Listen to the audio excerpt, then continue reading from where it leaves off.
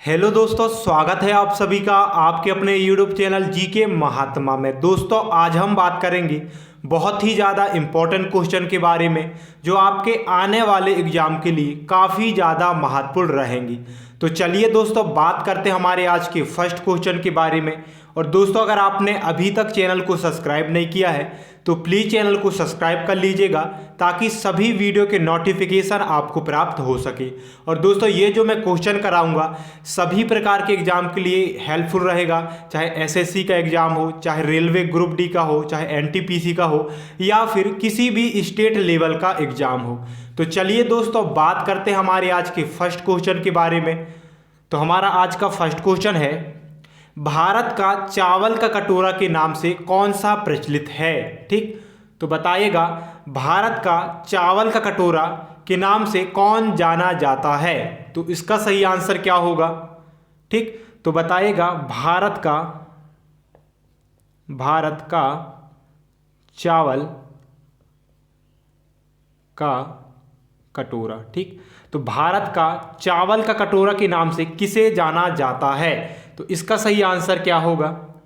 ठीक, तो दोस्तों याद रखिएगा इसका सही आंसर है option number C, Krishna Godavari क्षेत्र। ठीक, तो कृष्णा गोदावरी जो क्षेत्र है दोस्तों इसको भारत का चावल का कटोरा कहा जाता है। इंपॉर्टेंट है, आपके एग्जाम में पूछा गया क्वेश्चन है। ठीक, और दोस्तों मैं आपको जितने भी क्वेश्चन कराऊंगा सभी क्वेश्चन आपके एग्जाम में पूछे गए हैं और आगे भी आपके एग्जाम में देखने को मिलेंगे। ठीक, चलिए तो इसका तो सही आंसर है option number C, Krishna Godavari क्षेत्र। वेरी इंपॉर्टेंट क्वेश्चन है, स्टार लगा लीजिएगा। ठीक, चलिए बात करते हैं हमारे नेक्स्ट क्वेश्चन के बारे में। तो हमारा अगला क्वेश्चन है, पारंपरिक वस्त्रों में चंदेरी साड़ियां किस क्षेत्र से संबंधित है। ठीक, तो दोस्तों बताइएगा चंदेरी जो साड़ियां हैं किस क्षेत्र से संबंधित है। तो इसका सही आंसर क्या होगा। ठीक, तो दोस्तों याद रखिएगा इसका सही आंसर है ऑप्शन नंबर बी, बुंदेलखंड से। ठीक, तो बुंदेलखंड से दोस्तों याद रखिएगा चंदेरी साड़ियाँ। ठीक, चंदेरी की साड़ियाँ दोस्तों याद रखिएगा बुंदेलखंड कहाँ संबंधित है। तो याद रखिएगा बुंदेलखंड से संबंधित है। इंपॉर्टेंट है, आपके एग्जाम में पूछा गया क्वेश्चन है। ठीक, अगर आपसे पूछे चंदेरी साड़ियाँ किस क्षेत्र से संबंधित है तो याद रखिएगा बुंदेलखंड से संबंधित है। इंपॉर्टेंट है, आपके एग्जाम में पूछा गया है। चलिए बात करते हैं हमारे नेक्स्ट क्वेश्चन के बारे में। तो हमारा अगला क्वेश्चन है, भारत में नीति आयोग कब अस्तित्व में आया था। ठीक, तो बताइएगा भारत में नीति आयोग कब अस्तित्व में आया था। ठीक, तो दोस्तों यह क्वेश्चन को स्टार लगाइएगा क्योंकि यह क्वेश्चन कई बार आपके एग्जाम में पूछा गया है। तो दोस्तों याद रखिएगा 1 जनवरी 2015 को। ठीक, तो 1 जनवरी 2015 को दोस्तों याद रखिएगा भारत में नीति आयोग की स्थापना होती है। अगर मैं बात करूं दोस्तों वर्तमान में इसके अध्यक्ष कौन है तो याद रखिएगा माननीय नरेंद्र मोदी। कौन? माननीय नरेंद्र मोदी दोस्तों याद रखिएगा वर्तमान में नीति आयोग के अध्यक्ष हैं। इंपॉर्टेंट है, आपके एग्जाम में पूछा गया है। ठीक, चलिए बात करते हैं हमारे नेक्स्ट क्वेश्चन के बारे में। तो हमारा अगला क्वेश्चन है, गूगल ने एक ऐप जिसका नाम है क्या। ठीक, जिसका नाम है बोलो। ठीक, तो दोस्तों गूगल ने एक ऐप बनाया है जिसका नाम है बोलो। ठीक, का अनावरण किया है जो कि डैश की सहायता करेगा। तो किसकी सहायता करेगा दोस्तों? बोलो ऐप। ठीक, क्या नाम है तो याद रखिएगा बोलो ऐप। सॉरी एक मिनट, बोलो ऐप। ठीक, तो बताइएगा जो बोलो ऐप है किसने विकसित किया है तो याद रखिएगा गूगल ने विकसित किया है। किस काम में आएगा तो याद रखिएगा प्राथमिक विद्यालयों के लिए। किसके लिए?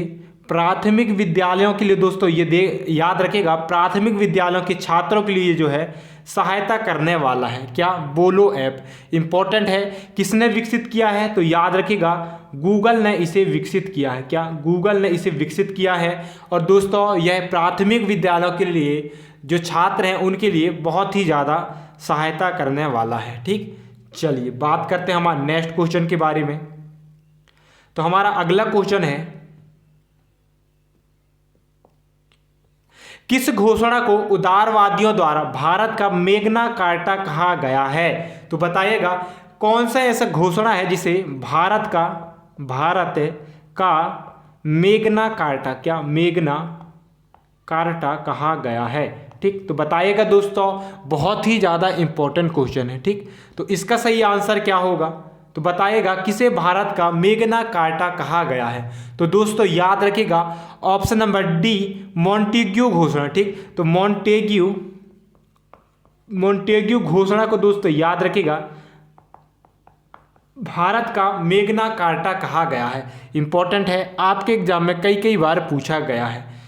चलिए बात करते हैं नेक्स्ट क्वेश्चन के बारे में। तो हमारा अगला क्वेश्चन है, वैश्विक विमानन शिखर सम्मेलन 2019 का आयोजन कहाँ पर किया गया था? तो बताइएगा वैश्विक विमानन शिखर सम्मेलन 2019, ठीक, बात हो रही है 2019 की। तो इसका सही आंसर क्या होगा? तो मेरे दोस्तों याद रखिएगा इसका सही आंसर है ऑप्शन नंबर ए, मुंबई में। ठीक, तो मुंबई में दोस्तों वैश्विक विमानन शिखर सम्मेलन 2019 का जो है आयोजन किया गया था। चलिए बात करते हैं नेक्स्ट क्वेश्चन के बारे में। तो हमारा अगला क्वेश्चन है राज्य के प्रत्यक्ष कर के अंतर्गत शामिल नहीं है। ठीक, तो राज्य के प्रत्यक्ष कर, ठीक, तो राज्य का जो प्रत्यक्ष कर है उससे संबंधित नहीं है।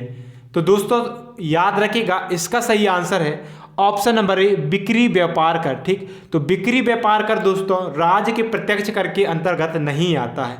इसके अलावा भू राजस्व कर, व्यवसाय कर और कृषि आयकर, ये तीनों दोस्तों राज्य के प्रत्यक्ष कर के अंतर्गत आते हैं। ठीक, तो इसका सही आंसर है ऑप्शन नंबर ए। इंपॉर्टेंट है, आपके एग्जाम में पूछा गया है। चलिए बात करते हैं हमारे नेक्स्ट क्वेश्चन के बारे में।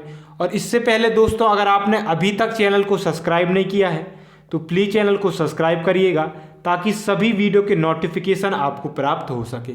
चलिए इसका सही आंसर बताइएगा, रेणुका जी बहुउद्देशीय परियोजना पर केंद्र तथा डैश राज्यों के बीच समझौते पर हस्ताक्षर किए गए हैं। ठीक, तो इसका सही आंसर क्या होगा? तो मेरे दोस्तों याद रखिएगा इसका सही आंसर है 6 राज्यों के बीच। ठीक, तो 6 राज्यों के बीच दोस्तों, ठीक, 6 राज्यों के बीच। ठीक, तो 6 राज्यों के बीच दोस्तों रेणुका जी बहुउद्देशीय परियोजना पर केंद्र और 6 राज्यों के बीच समझौते पर हस्ताक्षर किए गए हैं। इंपॉर्टेंट है, आपके एग्जाम में पूछा गया है। तो इसका सही आंसर है ऑप्शन नंबर ए। चलिए बात करते हैं हमारे नेक्स्ट क्वेश्चन के बारे में। तो हमारा अगला क्वेश्चन है, कंपनशील रज्जु के व्यवहार का अध्ययन करने के लिए किस उपकरण का प्रयोग किया जाता है? ठीक, तो कंपनशील रज्जु, ठीक, कंपनशील रज्जु के व्यवहार का अध्ययन करने के लिए किस उपकरण का उपयोग किया जाता है? तो दोस्तों याद रखिएगा इसका सही आंसर है ऑप्शन नंबर बी, सोनोमीटर। ठीक, तो सोनोमीटर का दोस्तों उपयोग किया जाता है। इंपॉर्टेंट है, आपके एग्जाम में पूछा गया है। ठीक, चलिए बात करते हैं नेक्स्ट क्वेश्चन की। तो हमारा अगला क्वेश्चन है, लेप्रोसी बैसिलस की खोज किसने की थी? तो बताइएगा लेप्रोसी बैसिलस की खोज किसने की थी? ठीक, तो इसका सही आंसर क्या होगा? ठीक, तो याद रखिएगा दोस्तों हैंसेन ने, किसने? हैंसेन ने जो है लेप्रोसी वायरस की खोज की थी। इंपॉर्टेंट है, आपके एग्जाम में कई बार पूछा गया है। ठीक, चलिए बात करते हैं हमारे नेक्स्ट क्वेश्चन के बारे में। तो हमारा अगला क्वेश्चन है, फ्लाई ऐश वातावरणीय प्रदूषक है जो इसके द्वारा उत्पन्न होता है। तो बताइएगा जो फ्लाई ऐश वातावरण प्रदूषक है किसके द्वारा फैलता है? तो याद रखिएगा दोस्तों इसका सही आंसर है option number C, thermal power plant. ठीक, तो थर्मल पावर प्लांट के द्वारा दोस्तों फ्लाई ऐश जो है वह प्रदूषक है जो कि फैलता है। ठीक, इंपॉर्टेंट है, आपके एग्जाम में पूछा गया है। चलिए बात करते हैं नेक्स्ट क्वेश्चन की। तो हमारा अगला क्वेश्चन है, भारत देश में पहली बार राष्ट्रीय आपातकाल, क्या भारत में पहली बार राष्ट्रीय आपातकाल की घोषणा कब की गई थी? ठीक, तो बताइएगा दोस्तों, इसी स्टार लगाइएगा क्योंकि आपके अलग अलग एग्जाम में पूछा गया है। तो दोस्तों याद रखिएगा 26 अक्टूबर का 26 अक्टूबर 1962, ठीक। तो 26 अक्टूबर 1962 को भारत में पहली बार राष्ट्रीय आपातकाल की घोषणा की थी। इंपॉर्टेंट है दोस्तों, आपके कई बार एग्जाम में पूछा गया है, ठीक। चलिए बात करते हैं नेक्स्ट क्वेश्चन की। तो हमारा अगला क्वेश्चन है, भारत के संविधान की 8वीं अनुसूची में कितनी भाषाएं दर्ज की गई है, ठीक। तो भारत की 8वीं अनुसूची, क्या 8वीं अनुसूची, ठीक। तो भारत की जो 8वीं अनुसूची है इसमें कितनी भाषाएं को मान्यता प्राप्त की गई है। तो दोस्तों याद रखिएगा, इसका सही आंसर है ऑप्शन नंबर सी, 22 भाषा, ठीक। तो 22 भाषा दोस्तों याद रखिएगा, भारत की संविधान की 8वीं अनुसूची में 22 भाषाओं को मान्यता दी गई है। इंपॉर्टेंट है, आपके कई बार एग्जाम में पूछा गया है, ठीक। चलिए बात करते हैं नेक्स्ट क्वेश्चन की। तो हमारा नेक्स्ट क्वेश्चन है, जेट इंजन का आविष्कार किसने किया था, ठीक। जेट इंजन, तो जेट इंजन का आविष्कार किसने किया था। तो याद रखिएगा दोस्तों, इसका सही आंसर है option number B, Sir Frank Whittle ने, ठीक। तो सर फ्रैंक विट्टल ने दोस्तों जेट इंजन का आविष्कार किया है। इंपॉर्टेंट है, आपके एग्जाम में पूछा जाएगा। चलिए बात करते हैं हमारा नेक्स्ट क्वेश्चन की। तो हमारा अगला क्वेश्चन है, अमेरिकी अंतरिक्ष एजेंसी नासा द्वारा प्रक्षेपित डैश लैंडर ने मंगल पर अपना पहला भूकंप मापी उपकरण स्थापित किया गया है, ठीक। तो इसका सही आंसर क्या होगा। तो दोस्तों याद रख लीजिएगा, यह क्वेश्चन आपके एग्जाम में पूछा गया है, ठीक। तो याद रखिएगा, इसका तो सही आंसर है ऑप्शन नंबर बी, इनसाइट, ठीक। तो इनसाइट दोस्तों याद रखिएगा, इनसाइट दोस्तों याद रखिएगा, अमेरिकी अंतरिक्ष एजेंसी जिसका नाम क्या है, तो याद रखिएगा जिसका नाम है नासा, ठीक। नासा नाम है। और दोस्तों याद रखिएगा, लैंडर ने मंगल पर अपना जो मापी है जिसका नाम क्या है, इनसाइट है, ठीक। तो लैंडर का नाम क्या है, तो याद रखिएगा लैंडर का नाम है इनसाइट, जो कि एक क्या है, भूकंप मापी उपकरण है, ठीक। तो दोस्तों याद रखिएगा, इनसाइट नाम है, लैंडर का क्या नाम है, इनसाइट है। किसने प्रक्षेपित किया है, तो नासा ने, जो कि एक अमेरिका की कंपनी है। कहाँ की है, अमेरिका की कंपनी है, ठीक। इसे याद रखिएगा, अमेरिका की कंपनी है दोस्तों, जिन्होंने इनसाइट नामक, क्या दोस्तों, इनसाइट नामक जो है लैंडर को विकसित किया है, जो कि ठीक इंपॉर्टेंट रहेगा आपके एग्जाम के लिए। चलिए बात करते हैं हमारे नेक्स्ट क्वेश्चन की। और अगर मैं बात करूं दोस्तों भारत की, तो याद रखिएगा भारत का जो अंतरिक्ष एजेंसी है वह है इसरो, ठीक। इसकी स्थापना दोस्तों याद रखिएगा 15 अगस्त 1969 को इसकी स्थापना होती है। अगर मैं बात कर दूं उसका, ठीक है, तो अगर मैं बात करूं दोस्तों वर्तमान में कौन है इसके अध्यक्ष, तो याद रखिएगा एस सोमनाथ। कौन, एस सोमनाथ दोस्तों इसरो के वर्तमान में अध्यक्ष हैं। अगर मैं बात कर दोस्तों इसरो की, तो दोस्तों इसरो का जो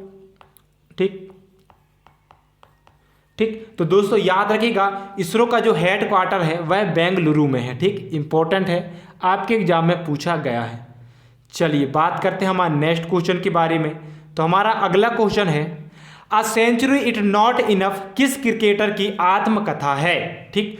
तो दोस्तों याद रखिएगा इसका तो सही आंसर है option number C, Sourav Ganguly, ठीक। तो सौरव गांगुली दोस्तों a century it not enough जो है इनकी बायोग्राफी है। इंपॉर्टेंट है, आपके एग्जाम में पूछा गया है। चलिए थोड़ा जल्दी करते हैं दोस्तों। तो इसका सही आंसर क्या होगा बताइएगा। खेल के क्षेत्र में दिए जाने वाला सर्वश्रेष्ठ पुरस्कार कौन सा है, ठीक। तो याद रखिएगा मेरे दोस्तों इसका सही आंसर है ऑप्शन नंबर बी। तो दोस्तों अभी तो इसका नाम बदल दिया गया है, ठीक। तो इसे आप, ठीक, तो पहले दोस्तों इसे राजीव गांधी खेल रत्न पुरस्कार कहा जाता था। अब दोस्तों इसका नाम बदल करके मेजर ध्यानचंद, क्या, मेजर ध्यानचंद खेल रत्न पुरस्कार, क्या, खेल रत्न पुरस्कार रख दिया गया है, ठीक। पुरस्कार। तो दोस्तों इसे भी आप याद रखिएगा। अगर मैं बात करूं दोस्तों इसमें कितनी राशि दिया जाता है, तो याद रखिएगा 25 लाख रुपए इसमें दिया जाता है। ठीक, इंपॉर्टेंट है, आपके एग्जाम में पूछा गया है। चलिए बात करते हैं नेक्स्ट क्वेश्चन की। तो अगला क्वेश्चन है, संयुक्त राष्ट्र संघ यूएनओ का मुख्यालय कहाँ पर स्थित है। ठीक, तो दोस्तों याद रखिएगा संयुक्त राष्ट्र यूएनओ, ठीक, तो इसका जो मुख्यालय है वह है न्यूयॉर्क में। ठीक, तो न्यूयॉर्क में दोस्तों यूएनए, ठीक, यूएनओ का मुख्यालय स्थित है। इंपॉर्टेंट है, आपके एग्जाम में पूछा गया है। चलिए बात करते हैं नेक्स्ट क्वेश्चन की। तो पूर्वी घाट की सबसे ऊंची चोटी कौन सी है। तो बताइएगा पूर्वी घाट की, पूर्वी घाट, तो पूर्वी घाट की सबसे ऊंची चोटी कौन सी है। ठीक, स्टार लगा लीजिएगा दोस्तों, आपके एग्जाम में कई बार पूछा गया है। तो दोस्तों याद रखिएगा इसका सही आंसर है ऑप्शन नंबर डी, महेंद्रगिरी। ठीक, तो महेंद्रगिरी दोस्तों, महेंद्रगिरी। तो दोस्तों महेंद्रगिरी पूर्वी घाट की सबसे ऊंची चोटी है। इंपॉर्टेंट है, आपके एग्जाम में पूछा गया है। चलिए बात करते हैं नेक्स्ट क्वेश्चन की। तो हमारा अगला क्वेश्चन है, फतेहपुर सीकरी को किसने बनाया था। ठीक, तो फतेहपुर, क्या फतेहपुर सीकरी को किसने बसाया था। ठीक, तो दोस्तों याद रखिएगा जो फतेहपुर सीकरी थी इसको बसाने वाले जो थे वो थे ऑप्शन नंबर बी, अकबर ने। ठीक, तो अकबर ने दोस्तों फतेहपुर सीकरी को बसाया था। इंपॉर्टेंट है, आपके एग्जाम में पूछा गया है। ठीक, चलिए बात करते हैं नेक्स्ट क्वेश्चन की। तो हमारा अगला क्वेश्चन है, निम्न में से एक बरसाती नदी है, तो कौन सा है दोस्तों जो कि एक बरसाती नदी है। तो दोस्तों याद रखिएगा बरसाती नदी के नाम से ब्यास को जाना जाता है। क्या, ब्यास को, जो ब्यास नदी है इसे बरसाती नदी के रूप में जाना जाता है। तो इसका सही आंसर है ऑप्शन नंबर डी। तो ये थे दोस्तों आज के टॉप 20 क्वेश्चन जो आपके आने वाले एग्जाम के लिए काफ़ी ज़्यादा इंपॉर्टेंट रहेंगे। और दोस्तों उम्मीद करता हूँ आपको वीडियो पसंद आया होगा, तो प्लीज़ वीडियो को लाइक करिएगा, अपने फ्रेंड के पास शेयर कर दीजिएगा और चैनल को सब्सक्राइब कर लीजिएगा। ठीक, तो मिलेंगे दोस्तों नए वीडियो के साथ, तब तक के लिए धन्यवाद। और दोस्तों इस क्वेश्चन का आप आंसर बताइएगा, बिहार का शोक किस नदी को कहा जाता है। और दोस्तों बताइएगा उड़ीसा का शोक। ठीक, उड़ीसा का शोक किस नदी को कहा जाता है। तो इन दोनों आंसर को दोस्तों आपको बताना है, बिहार का शोक किस नदी को कहा जाता है और उड़ीसा का शोक किस नदी को कहा जाता है। तो इन दोनों का आंसर आपको कमेंट बॉक्स में देना है। ठीक, कमेंट बॉक्स में देना है दोस्तों, जल्दी से इसका कमेंट में आंसर दीजिएगा। ठीक, तो चलिए दोस्तों मिलेंगे नए वीडियो के साथ, तब तक के लिए धन्यवाद।